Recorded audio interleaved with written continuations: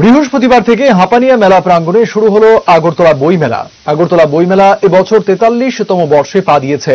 এদিন বিকেলে মেলার উদ্বোধন করেন মুখ্যমন্ত্রী ডাক্তার মানিক সাহা। এবছর মঞ্চে বিশেষ আমন্ত্রিত অতিথি হিসেবে উপস্থিত ছিলেন পশ্চিমবঙ্গের লেখক জয়দীপ চট্টোপাধ্যায়। মেধা, মনন আর সাহিত্য চর্চার এই অঙ্গনে ত্রিপুরা, পশ্চিমবঙ্গ, আসাম, দিল্লির বিভিন্ন প্রকাশনী সংস্থা এবছর উপস্থিত রয়েছে।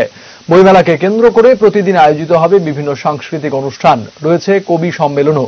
এবছর প্রকাশক ও পুস্তক বিক্রেতাদের তরফে 159টি স্টল রয়েছে মেলায়।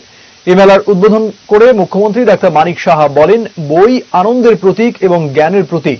আমরা উপহার হিসেবে কাউকে বই হাতে তুলে দিতে পারি। বইমেলার গুরুত্ব অপরিসীম। বার্ষিক অনুষ্ঠান বা বিবাহের দিন সেখানেও কিন্তু আমরা বই দিতাম, বা কোনো অনুষ্ঠানে হলে বই আমরা কিনে দিতাম।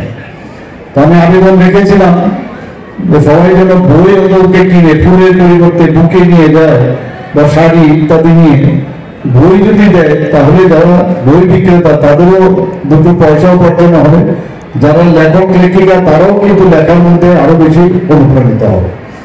তো আজকে এখানে এই প্ল্যাটফর্মে আবার আমি এই কথাটা বলবো যে বই যেমন পড়তে আমাদের অভ্যেস করা উচিত বারবার, এবং বইয়ের মধ্যে যে তার যে স্মেল, যে গন্ধ, তার মধ্যে একটা অদ্ভুত একটা আনন্দ এবং আত্মতৃপ্তি আমাদের হয়।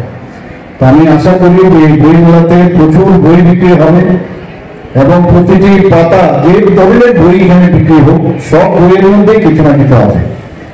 তো সেই আবেদন আমার কাছে রইল। আমরা জানি যে বই আমাদের চেতনার যে সীমানা সেটা আমাদের বাড়ায় এবং সময় কিন্তু ফুরিয়ে যায়, সময় ফুরিয়ে যায় কিন্তু বই কখনো ফুরায় না। বই সবসময় যারা লিখছেন এবং বর্তমান সময়ের যে নিড অফ দ্য আওয়ার এবং যিনি লিখছেন সেই নিড অফ দ্য আওয়ারের উপর ভিত্তি করে উনি বইটা লিখছেন এবং তাই এটাকে বলে সময়ের প্রতিধ্বনি। এবং তাতে করে আমরা এই বই মেলাতে আমরা সবাই বলি যে মনন ও মেধার একটা উৎসব।